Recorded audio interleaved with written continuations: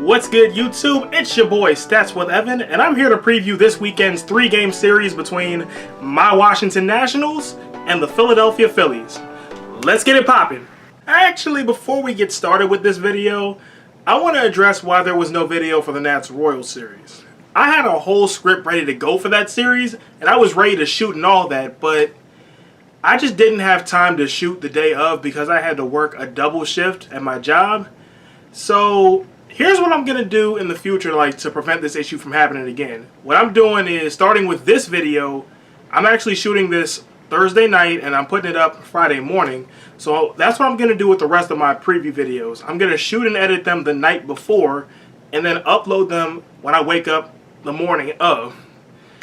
So that way more people have time to watch it and I have more time to say things I want to say and edit things out that I want edited out and put things in that I want put in and everything like that. So basically, so I'm not up against the wall. So that's the new way we're running things now. So now that we've got that out the way, on with the video, shall we? The Nationals come into this weekend at 47-42. The Phillies are 47-43. Washington is second in the NL East. Philadelphia is third. There's just a half-game difference between the two. The Nats are 25-17 in division play. The Phillies are 24-22.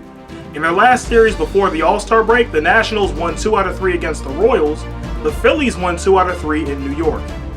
Now here's what you need to know about the two teams going into this series. This is the 5th of 6 head-to-head series between the Nationals and the Phillies. Washington leads the season series 7-4, and the Nationals are outscoring the Phillies in the series by a count of 67-52. The Nationals, with a 3-game sweep in Philadelphia, can clinch the season series, but the Phillies can tie the season series with a sweep of their own. Now, last time the two met, the Nationals swept a rain-shortened 3-game set against the Phillies from July 19th through the 20th. The July 19th was a doubleheader. And what makes this series really interesting, really intriguing, is that if the season ended today, the Nationals and the Phillies would play each other in the National League wildcard game. Now let's talk starters. On Friday, the day this video is going up, the Nationals are throwing out Stephen Strasburg. Strasburg is 10-4 with a 3.64 ERA. In his last start, he went 7 1/3 innings, gave up 2 hits, no runs, walked 2, struck out 14, and got the win as the Nationals beat the Marlins 3-1. The Phillies will counter with Nick Pivetta. Pivetta is 4-3 with a 5.84 ERA. In his last start, he went 5 2/3 innings, gave up 5 hits, 5 runs, walked 1, struck out 4, but he took the L as the Phillies lost 9-2 in Atlanta. On Saturday, the Nationals are sending out Patrick Corbin. Corbin is 7-5 with a 3.34 ERA. In his last start, he went 7 innings, gave up 5 hits, no runs, walked nobody, struck out 11, but sadly he got the no decision, but the Nationals did win that game. They beat the Royals 5-2. And the Phillies will counter with Aaron Nola. Nola is 8-2 with a 3.74 ERA. In his last start, he went 6 2/3 innings, gave up 3 hits, 1 run, walked 3, struck out 6, and he took the win as the Phillies won 8-3 in New York.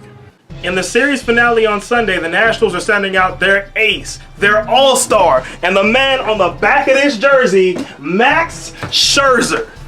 Scherzer is 9-5 with a 2.30 ERA. In his last start, he went 7 innings, gave up 4 hits, no runs, walked 1, struck out 11, and he took the dub as the Nats, or should I say the Expos, beat the Royals 6-0. That was the game where the Nationals were paying tribute to the Montreal Expos. And last time he faced the Phillies, that's what will go down in history as the black eye game, where Scherzer struck out 10 Phillies over 7 innings as the Nationals beat Philadelphia 2-0. Now, as for Scherzer's opponent, we don't know yet. As of the time I'm shooting this video, the Phillies have not named a starter for Sunday's game. So here's how the Nationals can win this series.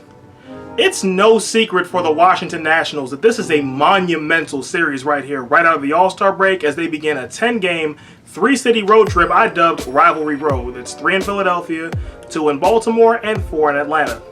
It's important for the Nats to come out of the break just as hot as they went in, and they have just the right starters for the job in their top 3 pitchers, Max Scherzer, Stephen Strasburg, and Patrick Corbin.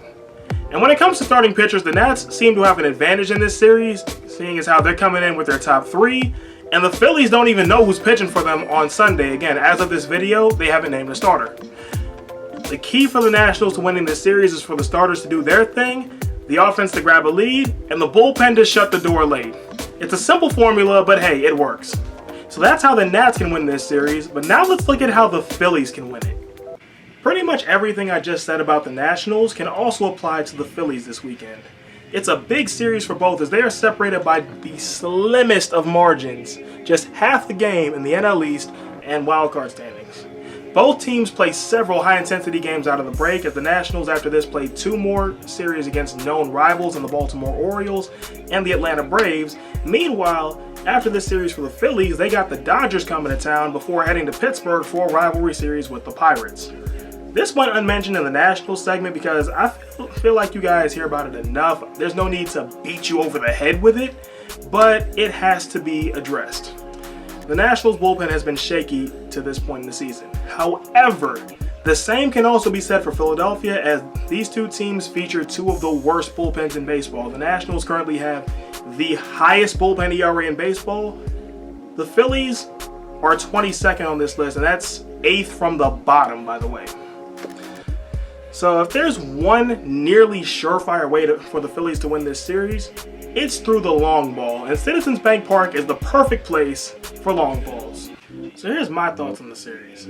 This is easily one of the MLB's more marquee matchups this weekend and a possible playoff preview because, again, if the season ended today, this is the National League wildcard game right here.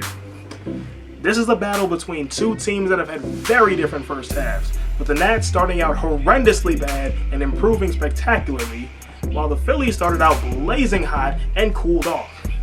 As I look at these 2 teams, I see a lot of similarities, which could make for some exciting baseball. Both teams like to swing for the fences, as the Nationals have left the yard in a franchise record 21 straight games, and the Phillies have an offense that was built to match them swing for swing with players such as Bryce Harper, JT Realmuto, and Rhys Hoskins. Both teams also need considerable help in the bullpen, yet have proven themselves able to win in spite of this. With a series this even, it's easy to make an argument for either team to win. However, going into the All-Star break, the Nationals have been the more consistent team, so I'll ride with the steadier hand with this and say the Nationals take 2 out of 3. So what do y'all think? Who's taking this series? Is it the Nats or the Phillies? Let me know in the comments, and until next time, I'm Stats with Evan, and I hope you have a 100% day. See y'all later.